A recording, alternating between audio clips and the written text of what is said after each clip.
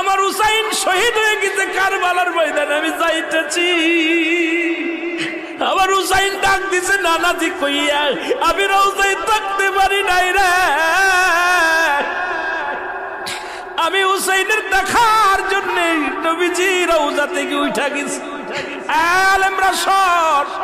ইবনে আব্বাস বলে আমি স্বপ্নের মধ্যে দেখেছিলাম আমার রাসূল ডাক দে বলে, মক্কা মদিনার মানুষেরা রে আর ঘুমাস না, আর তোরা ঘরের মধ্যে থাকিস না।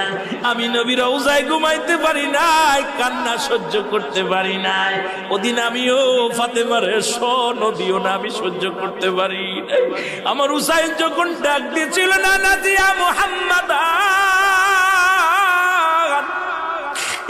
মুহাম্মাদান করে যেদিন ডাক দিয়েছিল রে, সেদিন আমি নবী রওজা থেকে পাগলের মতো উঠে কারবালা পর্যন্ত চলে গিয়েছিলাম।